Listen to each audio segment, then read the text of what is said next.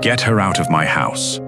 The order sliced through the silence before Hannah Mitchell had even finished apologizing for the glass of water she had accidentally spilled across Adrien Romano's tailored shirt.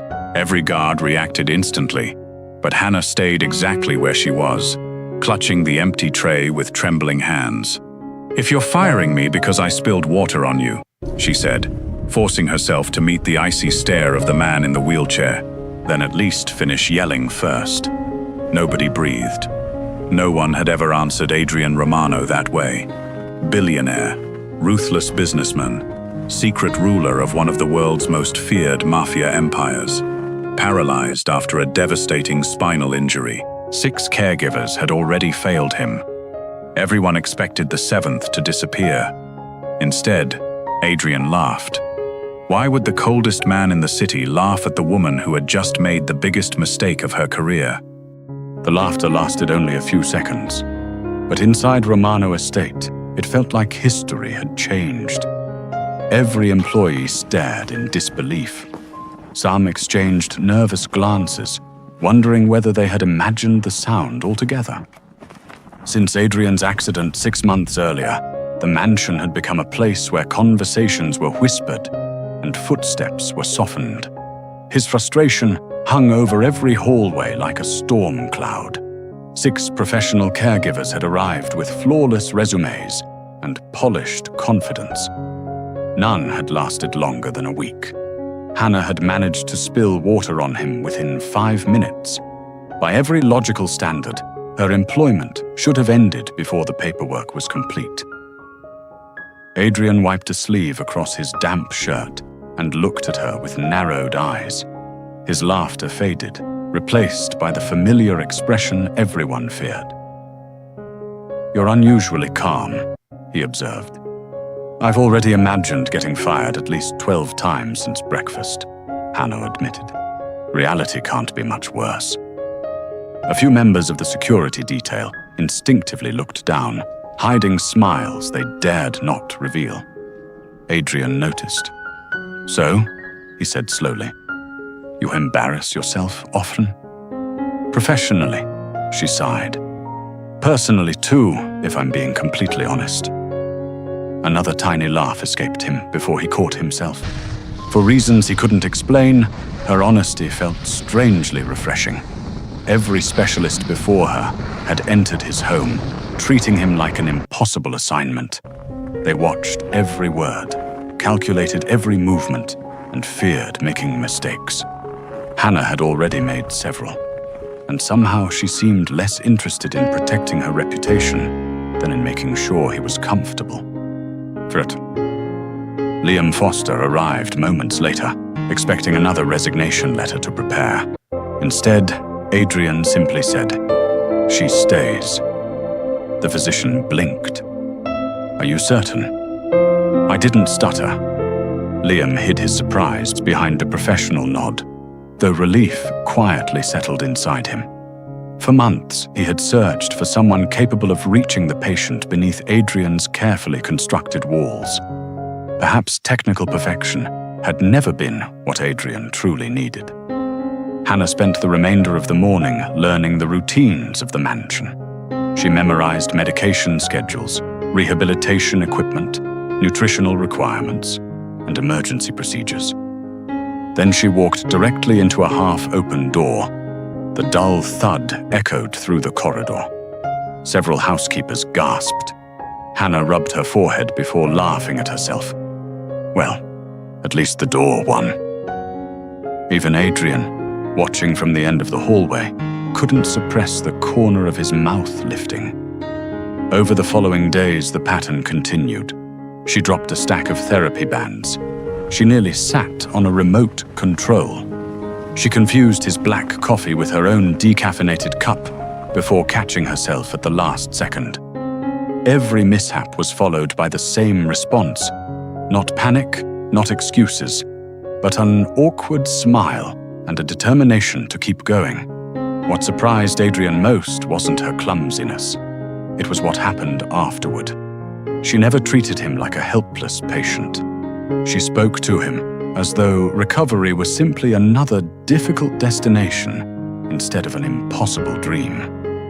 When he refused to attempt an exercise, she didn't lecture him. She asked about his favorite cities. When he ignored his meals, she quietly stayed in the room until curiosity pulled him into conversation. When pain darkened his mood, she acknowledged it without pity. The mansion slowly noticed something extraordinary. Doors no longer felt heavy. Staff members began speaking at a normal volume again. Even the security team found themselves smiling after overhearing Hannah's hopeless attempts to keep a straight face whenever she made another harmless mistake. The great Romano Estate, once frozen by silence, had begun hearing laughter again. Daily rehabilitation began the following Monday. At precisely 8 o'clock every morning, Hannah wheeled Adrien into the private rehabilitation room overlooking the estate gardens. The room contained every piece of equipment money could buy, yet most of it had gathered dust over the previous months. Adrien had refused nearly every exercise his doctors suggested, convinced that hope was more painful than failure. As soon as Hannah positioned his wheelchair beside the parallel bars, he folded his arms. "I'm not doing it." She glanced at the schedule in her clipboard. "Wonderful." His eyebrows rose. "Wonderful." "I was worried today's plan looked too easy." He stared at her. "You think refusing therapy is easy?" "I think arguing with me burns fewer calories than exercising." One of the physical therapists coughed to hide a laugh. Adrien shot the man a look that immediately restored his professional posture. Hannah remained completely unfazed. She stepped toward the therapy bars, stretched dramatically, and announced, "Fine. Since you're not participating, I'll compete against myself." Before anyone could ask what she meant, she attempted to demonstrate a simple balance exercise. 3 seconds later, her shoelace caught beneath her own foot. She stumbled sideways, spun awkwardly, and somehow managed to catch herself by hugging one of the padded bars. Silence filled the room. Then Hannah raised a finger proudly. "I meant to test the safety equipment." Even Adrien shook his head. "You're unbelievable." "Thank you. That wasn't a compliment. I'll take it anyway." For the first time since the accident, rehabilitation didn't feel like another reminder of everything Adrien had lost. It felt ridiculous and strangely entertaining. Over the next several days, Hannah quietly abandoned traditional motivational speeches. Instead, she transformed every therapy session into a game. If Adrien completed 5 arm repetitions, she would attempt to pronounce the names of expensive Italian dishes without embarrassing herself. If he finished 10 shoulder exercises, he could ask her one personal question. If he managed an entire stretching routine without complaining, she promised not to tell him the terrible joke she had prepared. Naturally, he complained. Constantly. "You changed the rules. You counted too fast. That repetition shouldn't qualify. My shoulder hurts." "My patience hurts," Hannah replied cheerfully. Yet here we both are. Their arguments became a daily performance. House staff passing outside the rehabilitation room often paused after hearing voices raised inside. At first, they feared another confrontation. Instead, they overheard exchanges that seemed impossible. "I refuse." "Too late. I already wrote your name on today's participation chart." "I don't care. You will when I decorate it with gold stars. I'm 43, and acting 14. Even Dr. Liam Foster noticed the difference. The therapy numbers remained modest, but Adrien was no longer skipping appointments. More importantly, he no longer spent every session staring at the floor. He argued, questioned, rolled his eyes, occasionally smirked. Those tiny reactions revealed something medicine alone never could. His mind had begun returning to life. One rainy afternoon, Hannah introduced what she proudly called the world's least impressive championship. The objective was simple. Adrien needed to transfer independently from his wheelchair to a therapy bench. If successful, he would earn 1 point. If unsuccessful, she would perform an embarrassing victory dance to celebrate trying anyway. This competition makes absolutely no sense, Adrien said. Exactly, he sighed. You'll dance either way, won't you? Almost certainly. After several determined attempts, his arms trembled violently beneath the effort. Halfway through the transfer, he lost balance. Before the nearby therapists could react, Hannah steadied him with practiced confidence. Not forcefully, not with pity, simply enough support to let him finish the movement himself. He settled onto the bench, breathing hard. You cheated, he muttered. I assisted. You touched my elbow. I saved your dignity. I didn't ask you to. No, she replied softly. You didn't have to. Something about her answer lingered in the room. She never made him feel weak for accepting help. She treated assistance as something temporary, not permanent. As they prepared to leave, Adrien noticed the clipboard lying open on the therapy table. Most of the page contained exercise notes.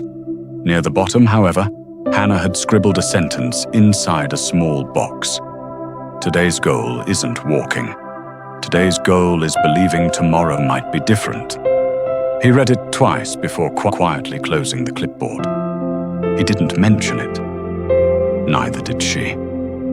The following morning, Adrien arrived in the rehabilitation room 5 minutes early. When Hannah entered carrying breakfast and therapy notes, she stopped in surprise. I thought you hated mornings. I still do. Then why are you here? He looked away before answering. I wanted to win in today's argument before you arrived. She laughed so hard she nearly dropped the breakfast tray. Again. And although Adrien immediately pretended to regret speaking, the faint smile that followed betrayed him. Without realizing it, he had begun trying harder. Not because he suddenly believed in recovery, because every session with Hannah made it a little harder to surrender. The first breakthrough was so small that most people would have overlooked it. Dr. Liam Foster did not. 3 weeks into Hannah's assignment, Adrien completed an entire morning therapy session without asking to stop. His shoulders remained steadier during transfers. His grip strength had increased, and for the first time since his injury, faint muscle activity appeared in his lower back during electrical stimulation. The numbers were modest. The significance was enormous. Liam reviewed the latest scans twice before walking into Adrien's office. Your body is responding. Adrien barely looked up from the financial reports spread across his desk. It isn't enough. It wasn't responding at all a month ago. Silence settled between them. Finally, Adrien said quietly, Don't mistake improvement for recovery. Liam understood the fear behind the words. Hope had become dangerous. The higher someone hoped, the farther they could fall. That afternoon, Hannah found Adrien unusually quiet during therapy. No sarcastic comments today, she asked, while adjusting the resistance bands.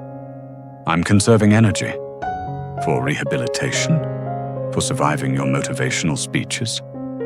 She gasped dramatically. I have speeches? You somehow turn breakfast into life philosophy. She pretended to think. I suppose pancakes are deeply symbolic. They're pancakes. They represent resilience. They represent syrup. She laughed so hard that she accidentally dropped the resistance band. It snapped upward and lightly bounced off her own forehead. She froze. Adrien stared. A heartbeat later, they both burst into laughter. One of the therapists standing nearby quietly smiled. Months earlier, that room had echoed with silence and frustration. Now it sounded alive. As the weeks passed, the improvements continued. Adrien could remain upright longer without exhaustion. Transfers required less assistance. His upper body regained noticeable strength. Most importantly, he stopped viewing each exercise as punishment. Instead, he approached therapy like another strategic problem to solve. He even began asking questions. What muscle is this targeting? Why are we changing today's routine? How long until we increase resistance? Hannah answered each one patiently, never celebrating too early, and never allowing disappointment to linger after difficult days. Recovery isn't a straight road, she reminded him. It's more like me walking through a hallway. Dangerous, unpredictable, likely to collide with something, almost guaranteed. One evening, after finishing a particularly demanding session, Adrien remained in the rehabilitation room while Hannah organized the equipment.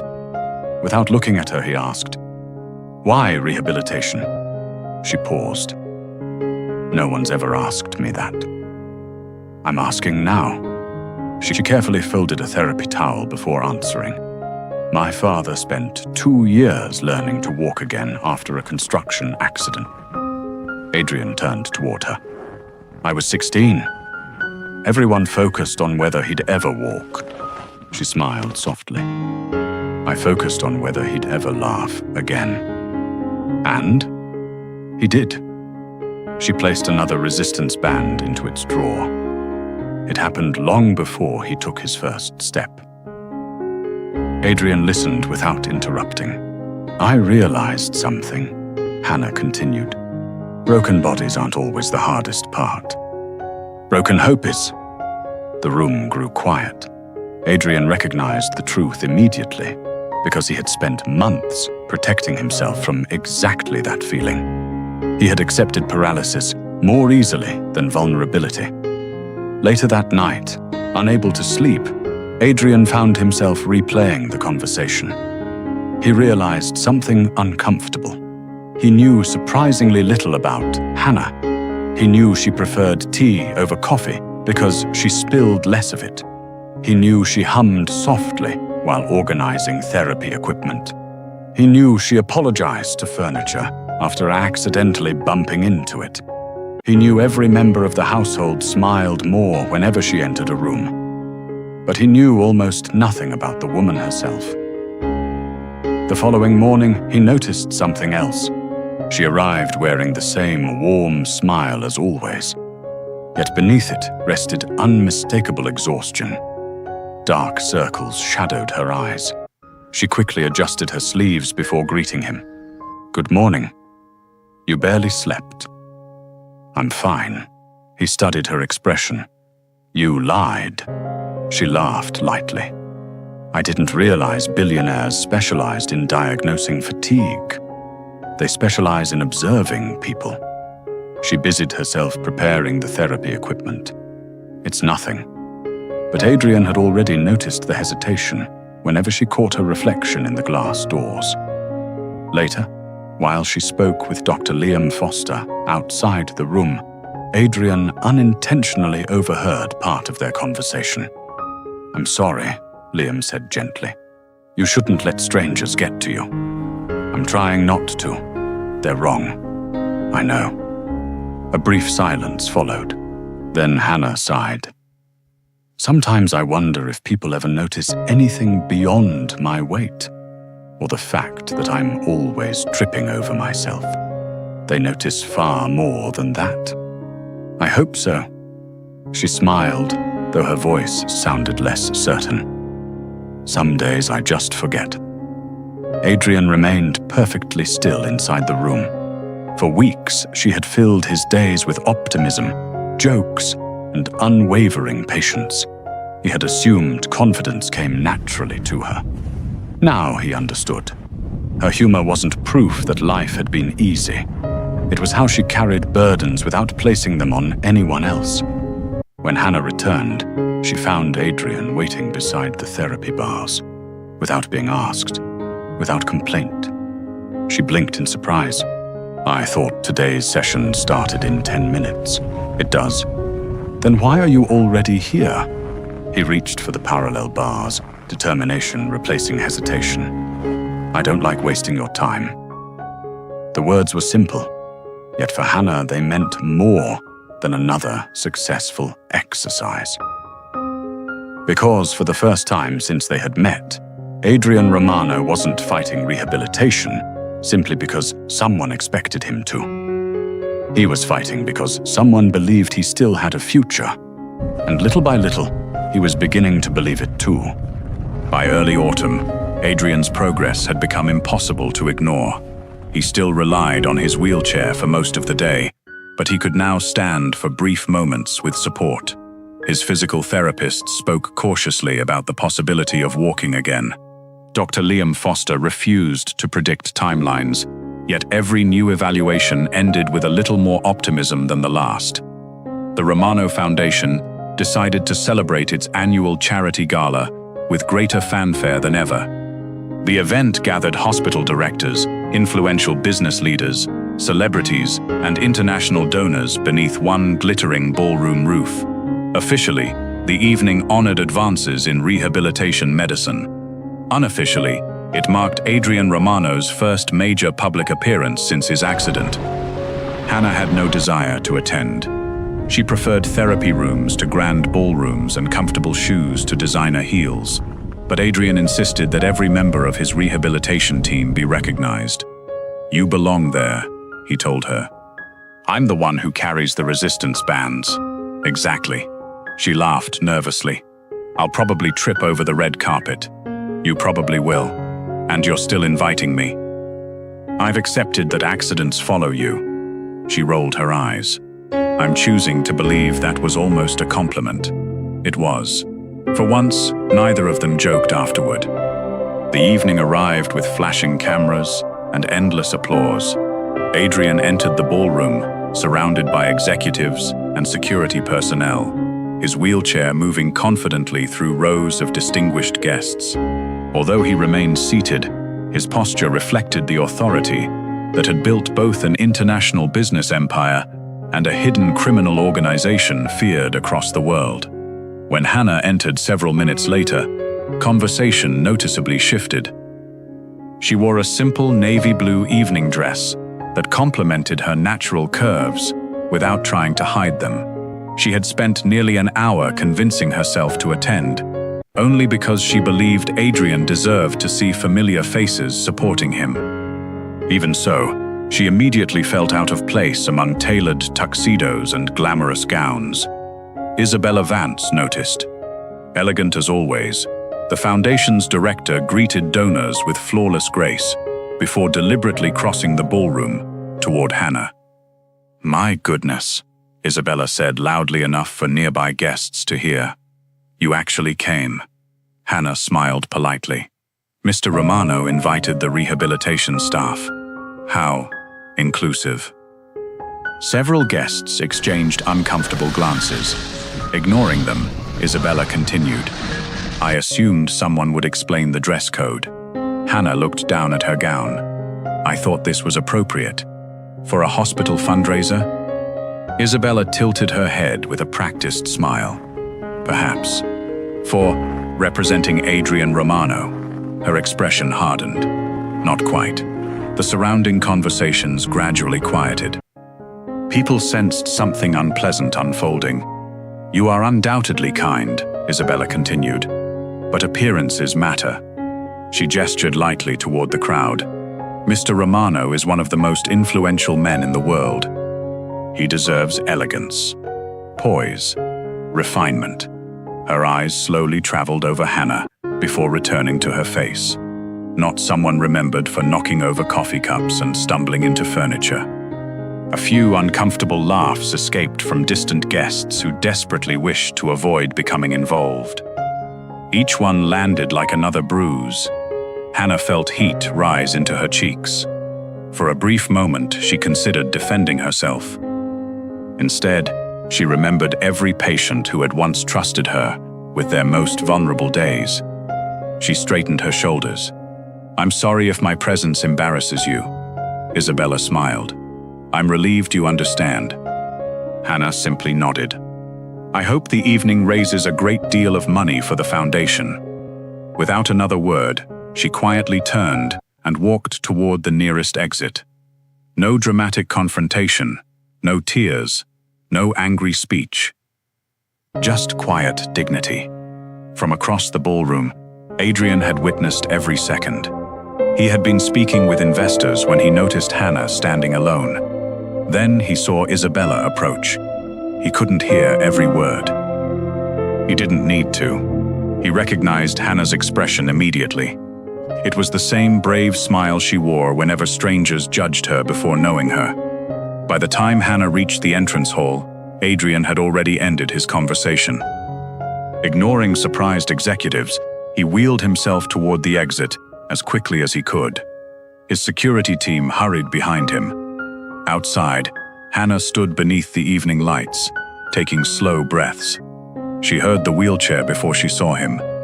You left. She turned. I didn't want to cause trouble. You didn't.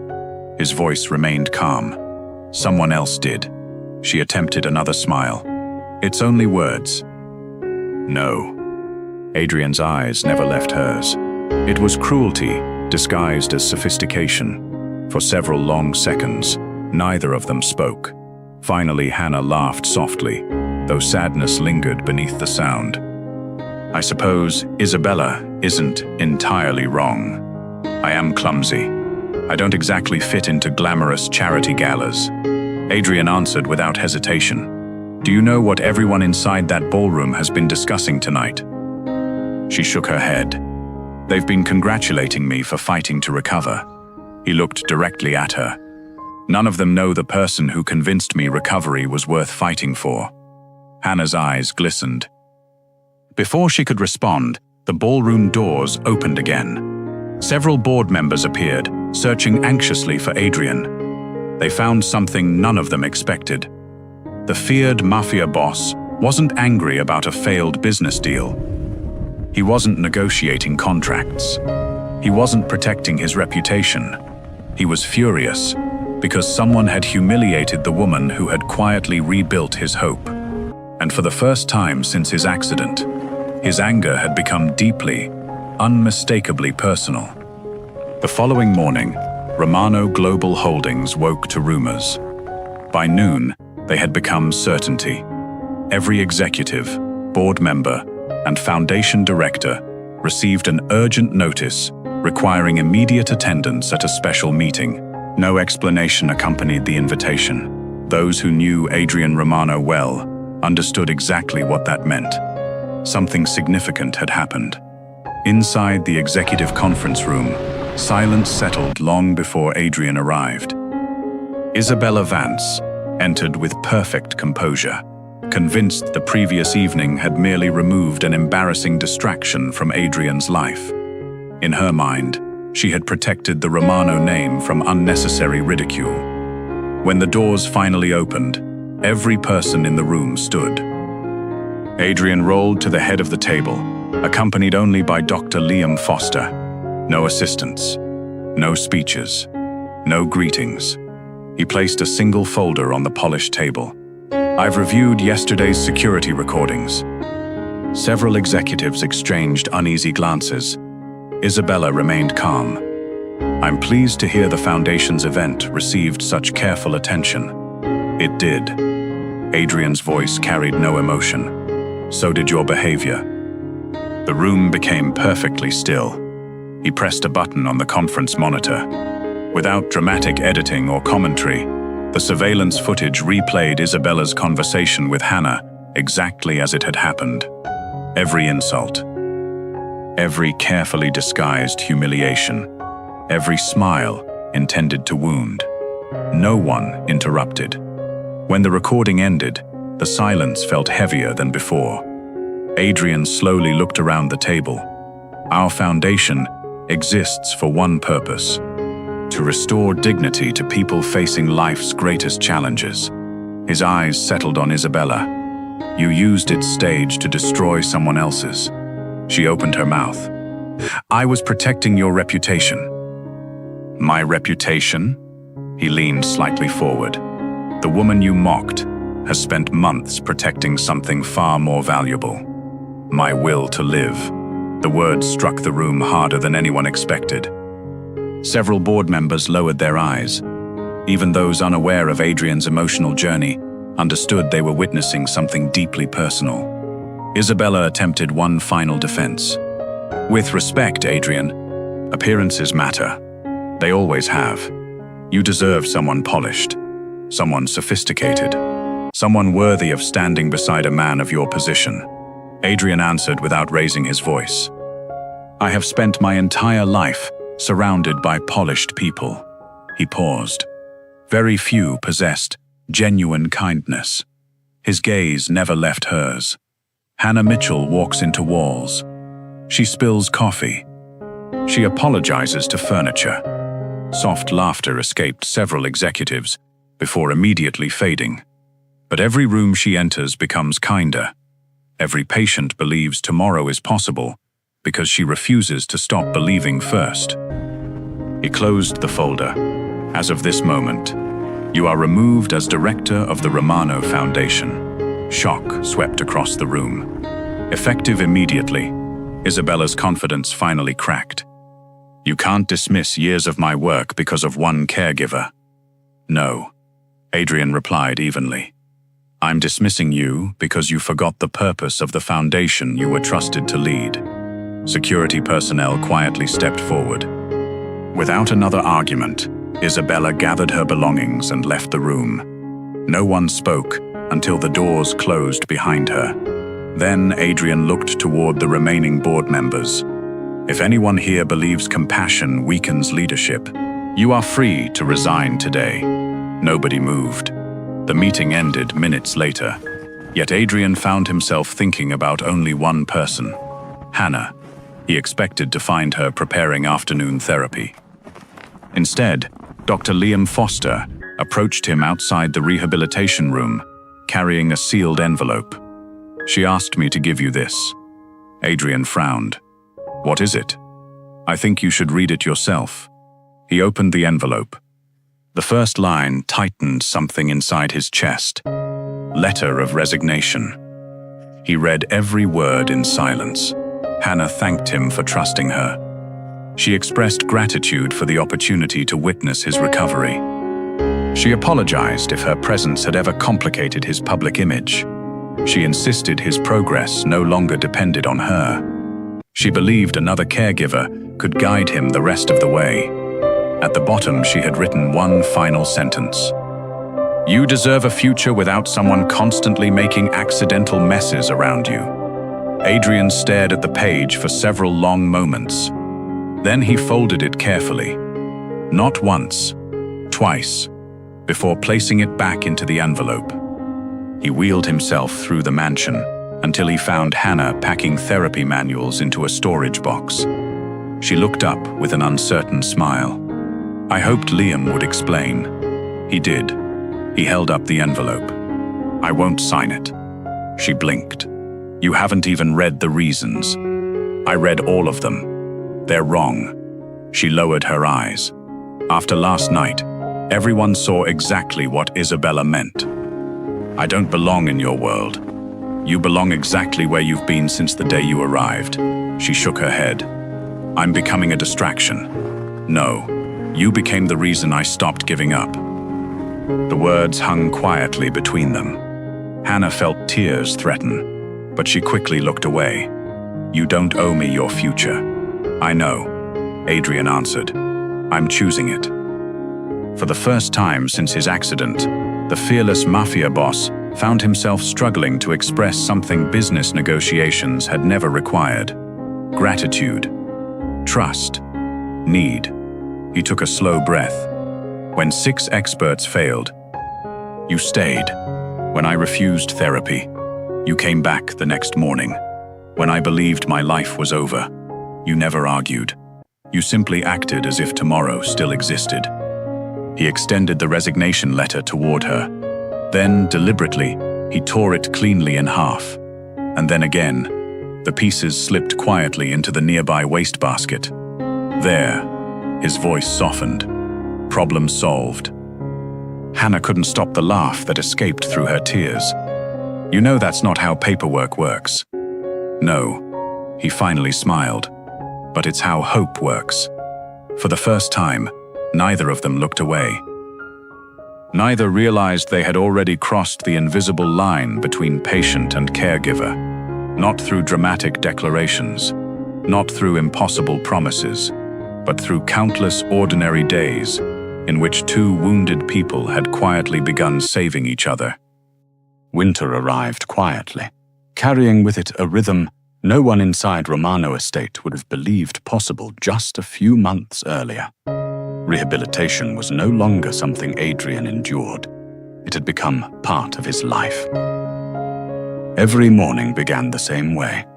Hannah arrived carrying breakfast in one hand and a clipboard in the other. Almost every morning she nearly dropped one of them. One particularly memorable day, she managed to save the tray, lose her balance, spin in an awkward circle, and somehow end up sitting on the rehabilitation mat with a look of complete confusion. Adrien watched the entire performance. "I've been analyzing that technique," he said with perfect seriousness. "Oh?" "I've concluded gravity likes you a little too much." She laughed. "I prefer to think gravity is emotionally attached." The security guards outside the room smiled to themselves. Months ago, they had dreaded every therapy session. Now they quietly competed to guess which one of Hannah's harmless accidents would happen next. Even Adrien had begun waiting for them. Not because he enjoyed seeing her embarrassed, because every clumsy moment reminded him that perfection had never been the reason she changed his life.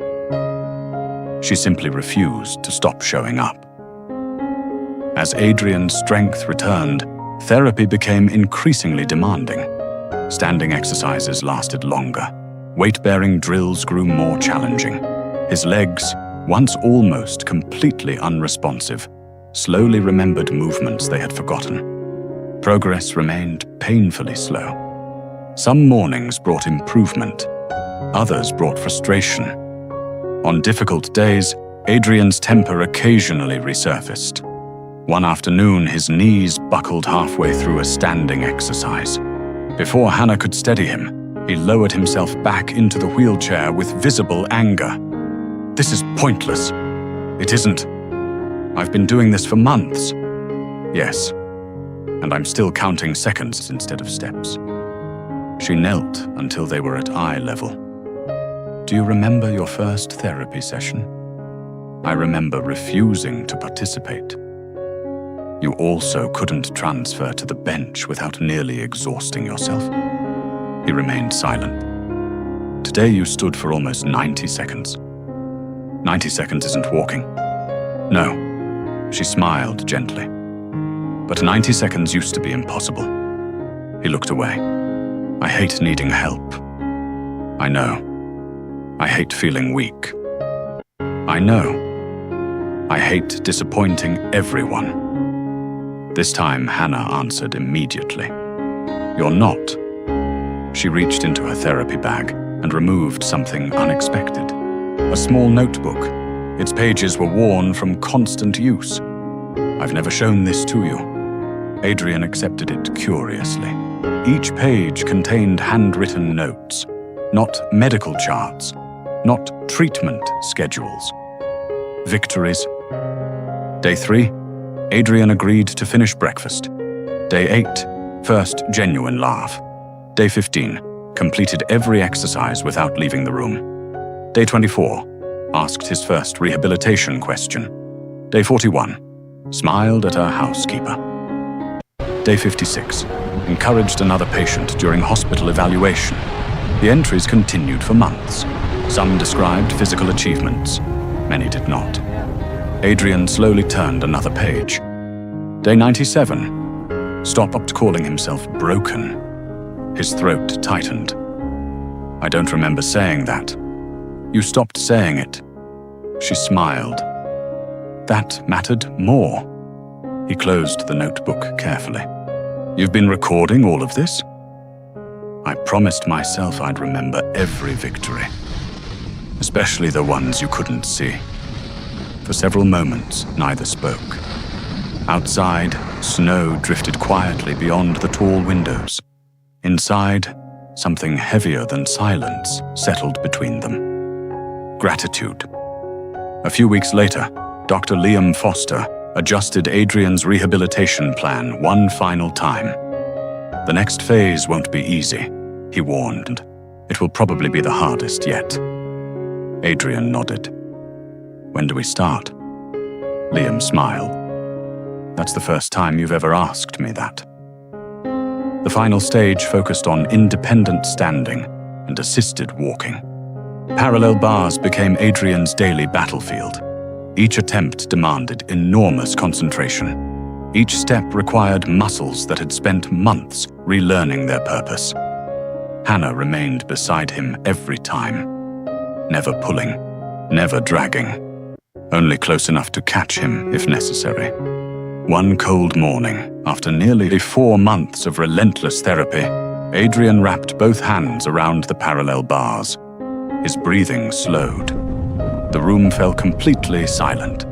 House staff quietly gathered outside the doorway. Even security personnel paused their rounds. Everyone sensed something important. Ready? Hannah asked softly. No. She smiled. Good. Neither am I. He laughed. That tiny laugh eased the tension. Then he pushed upward. His arms trembled. His legs shook violently beneath him. Pain crossed his face. For one terrifying second, it seemed he would collapse. But he didn't. Instead, he stood. Not for seconds. For nearly an entire minute. No one spoke. Dr. Liam Foster discreetly wiped moisture from the corner of one eye. Hannah's own hands trembled, though she never reached toward Adrien. She knew he wanted this moment to belong entirely to him. Finally, Adrien whispered, I think my legs remember. They do. Hannah's voice cracked. They've been trying to tell you that for months. Several days later came the moment no medical chart could have predicted. Supported only by a single cane and Hannah walking beside him, Adrien prepared to leave the parallel bars for the first time. One step, then another. Slow, unsteady, painful, yet undeniably real. The entire rehabilitation team watched in absolute silence. Halfway across the room, Adrien stopped. Everyone assumed he needed to rest. Instead, he slowly turned away from the therapist waiting ahead. Away from Dr. Foster. Away from the applause already beginning behind him. He looked only at Hannah. She stood several feet away, tears filling her eyes.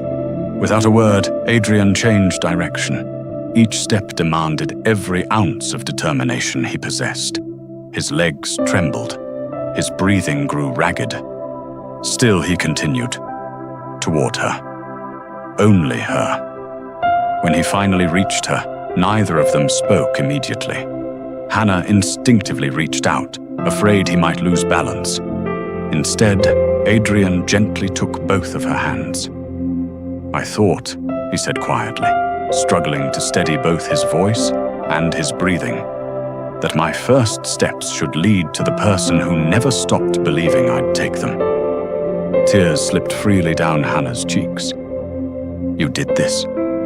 He shook his head. No. You taught me something far more important. She whispered, What? Adrien smiled, a smile no one inside Romano Estate would ever forget. Walking wasn't the miracle. Wanting to live again was. The room erupted into applause, yet neither of them noticed. For the first time since fate had brought them together, the wheelchair that had once symbolized despair stood quietly behind them. And in front of them, a completely new future had just taken its first steps. 8 months later, very little inside Romano Estate looked the same. The hallways no longer echoed with whispered conversations. Employees laughed openly during lunch breaks. Fresh flowers appeared in windows that had remained bare for years. Even the security guards, once famous for their intimidating expressions, had somehow developed the habit of smiling whenever Hannah walked past. No one questioned why. She had changed the atmosphere long before Adrien ever took his first step. Adrien Romano had returned to work. Officially, he was once again the commanding CEO of Romano Global Holdings, traveling between boardrooms, international conferences, and corporate negotiations with the same brilliant strategic mind that had built his empire. Unofficially, he had also resumed quietly leading the powerful Mafia organization that depended upon his judgment. The criminal empire still feared his decisions. The business world still respected his intelligence. Neither world knew the greatest battle he had ever won had taken place inside a rehabilitation room. He walked confidently now. Not perfectly. Long meetings occasionally left stiffness in his back, and difficult days reminded him that recovery was an ongoing journey rather than a finished destination. But every step he took carried something impossible to measure: hope. One Monday morning, Adrien entered the executive dining room carrying his own breakfast. The entire staff froze. Months earlier, they had delivered every meal directly to his office because he refused interruptions. Now he simply sat near the window. 5 minutes later, Hannah hurried inside carrying her therapy notebook. She was no longer his full-time caregiver. Officially, she served as his rehabilitation consultant, visiting several mornings each week to monitor his long-term recovery plan. Unofficially, she still worried about him constantly. "You skipped your stretching routine yesterday," she said, before even sitting down. Adrien looked genuinely surprised. "Good morning to you too. You also worked until nearly midnight." "I had meetings." "You had excuses." One executive quietly hid a smile behind his coffee cup. Another whispered, "Here we go." Hannah folded her arms. "Did you eat lunch?" "Eventually." "Define eventually." "There was food." "Adrien, there may have been coffee." She sighed dramatically. "You are impossible." "And yet," Adrien replied with the calm confidence of a man who knew exactly how this conversation would end, "you're still here." She rolled her eyes. "I ask myself why every single day." Before she could continue, her sleeve brushed against a spoon. It clattered loudly onto the floor. The entire table looked toward her. Hannah closed her eyes. "Swear the furniture plans these things." The room burst into warm laughter. Adrien bent down, picked up the spoon before anyone else could move, and handed it back to her. Months ago, she had been the one constantly helping him. Now the gesture came naturally in the opposite direction. No one mentioned it. No one needed to. Later that afternoon, several long-time employees watched Adrien and Hannah walking through the estate gardens together. Their pace was slow. Sometimes they talked. Sometimes they simply enjoyed the quiet. One younger accountant smiled. "So, who actually saved whom?" The question drifted farther than intended. Adrien heard it. He stopped walking and looked back toward the group. For a brief moment, everyone expected another dry joke. Instead, Adrien answered with complete sincerity.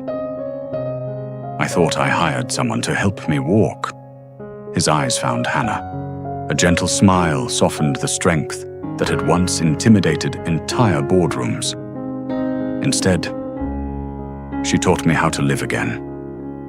Silence followed. Not the heavy silence that had once filled the mansion. This one was peaceful. Hannah lowered her head, embarrassed by the attention. "You make it sound like I performed miracles." Adrien chuckled. "You did. I spilled water on you. You did. I walked into at least 4 doors. Closer to 7. I dropped your medical charts. You apologized to the charts. She laughed. I still think they deserved it. So do I. Their eyes met. Nothing dramatic needed to be said. The slow, quiet love that had grown through patience, trust, laughter, and healing had already spoken for them. It had never begun with grand declarations.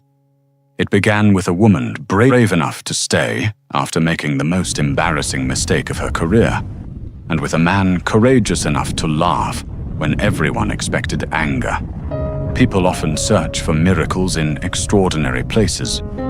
In reality, miracles sometimes arrive wearing comfortable shoes, carrying therapy notes, and accidentally bumping into door frames. Sometimes they appear disguised as patience, sometimes as kindness, sometimes as a person who refuses to let someone else surrender. Because the greatest miracles are rarely about standing up after a devastating fall. They are about believing life is still worth living long before the first step is ever taken. For Adrien Romano and Hannah Mitchell, recovery was never simply the story of a man learning to walk again. It was the story of two wounded hearts discovering that healing becomes possible the moment someone chooses to stay.